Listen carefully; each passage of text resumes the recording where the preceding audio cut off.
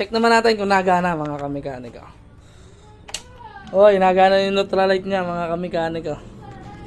Sa flash relay naman mga kamekaniko, kung paano mag-check up kung alin yung positive, ganito lang yan. Lagay nyo lang yung ground tapos test light. Kung mag-aring isa, positive. Yan. Hindi ito ang positive. Kailangan na rin. Kabila. Kasi hindi siya magbiblink pag baliktad. Yan o.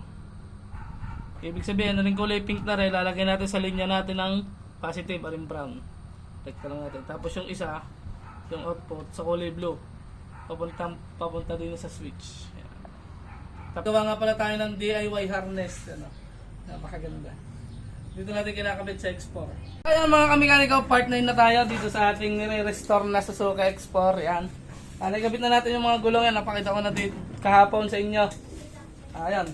Di ngayon naman araw, ituturo ko naman kayo mga kamekaniko kung paano mag-wiring. At tayo ay magdi-DIY wiring ulit. Dahil ayun yung sabi nung may-ari, para daw maganda. Diyan, bago tayo mag-wiring mga kamekaniko, kakabit muna natin yung mga headlight tsaka yung mga flasher. Yan. Ngayon, nakakabit na nga yung tail light, yung mga flasher naman ang ilalagay natin. Tsaka yung mga regulator kung saan nakapwesto para saktong-sakto din yung mga yung mga wiring na ikakabit natin para naka-align na sa chassis. Ayan, nasa 50% na tayo nga pala din sa ating pagre-restore. Ayan, medyo malapit-lapit na tayo matapos din mga kamekanika. Paano, magkakabit muna tayo ng flasher bago ko kayo turuan mag-DIY wiring. Let's go! So mga kamekanika, kabit na natin itong flasher.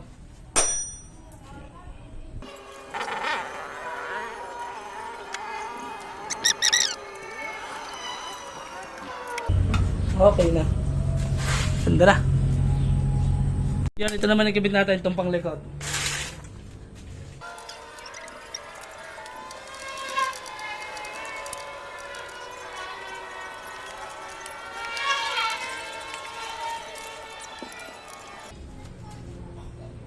Yan, okay na mga kamekaniko, wiring na tayo.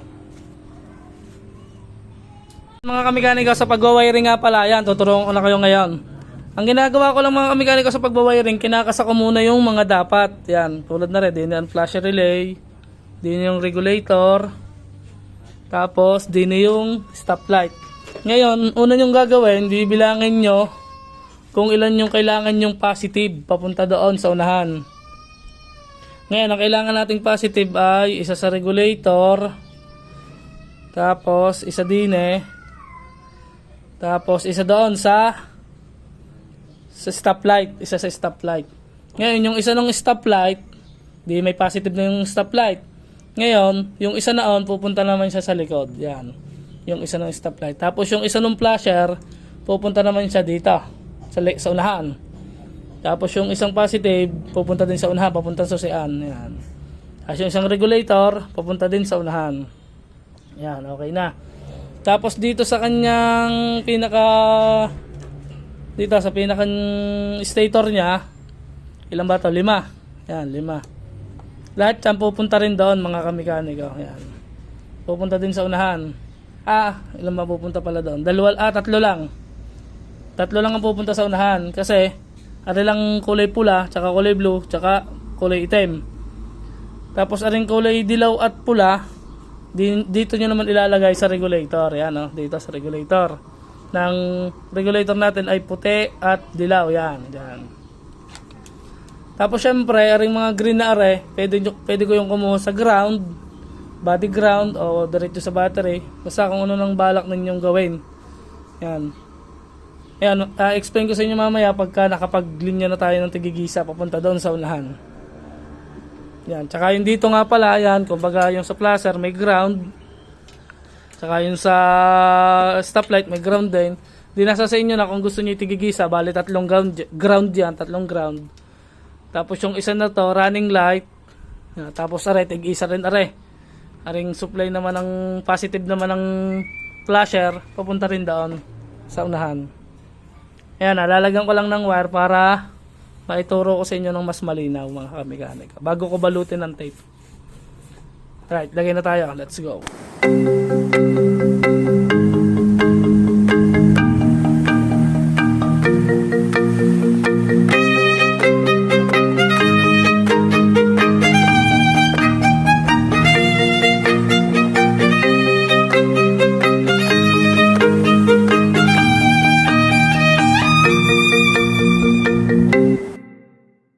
Yan mga kamekaniko, nakalatag na yung harness niya. Tuturo ko na lang sa inyo kung paano yung ginawa ko. Yan. Ganyan ang tekniko mga kamekaniko. Naglalatag muna ako ng mga wire na mahaba ang labis para in case na magpalit tayo, hindi siya kakapusin. Dito muna tayo sa likod. Itong kulay dilaw nito mga kamekaniko ay sa stoplight. Ito yung positive papuntang stoplight. Are yan. Yan, nakatapat siya dyan. Tatap natin sa switch. Yan, tatap natin to sa switch. Tapos itong dalawang green, left and right ng placer. Yan. Tapos yung tatlong black, tatlong black,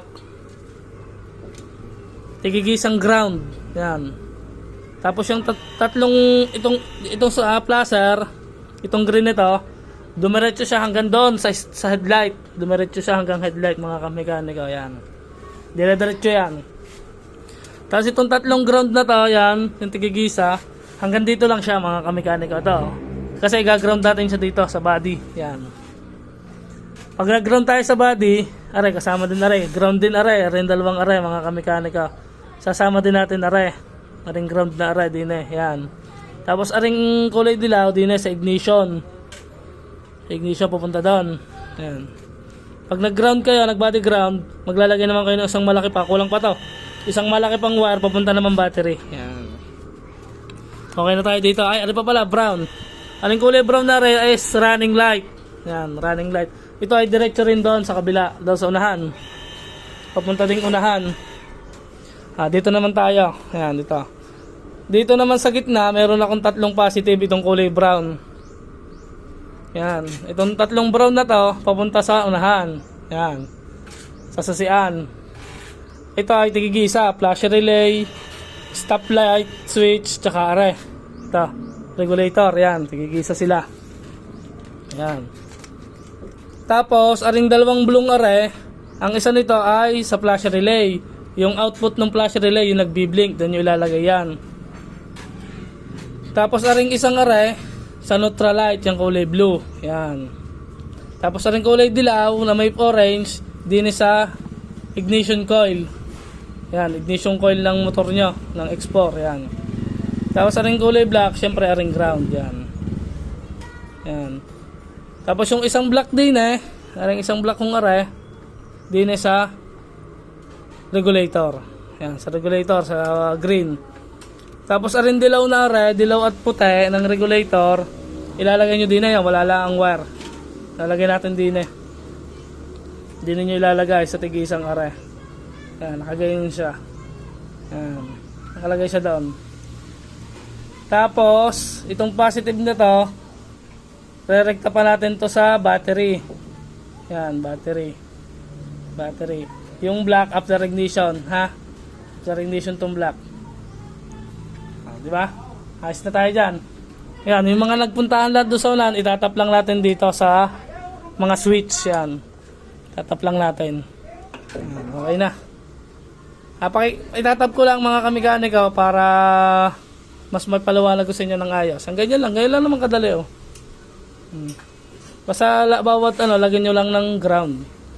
Bilangin nyo kung ilang ground, bilangin nyo kung ilang positive. Yan lang mga kamekaniko. Yan. Yan, itatap lang natin mga kamekaniko para mas maipaliwanag ko sa inyo. Tap lang tayo. Let's go.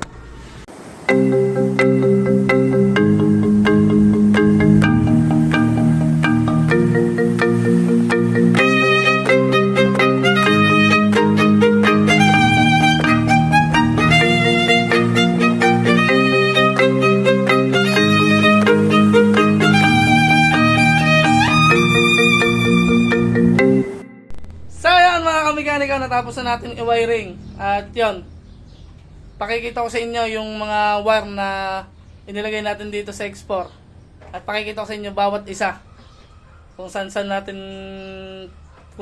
pinatakbo yung mga wire kasi yun nga, kaya hindi ko mapakita sa inyo at medyo matatagalan tayo. Ito paliliwanag ko na lang sa inyo kung saan natin pinatakbo yung mga wire. Yan.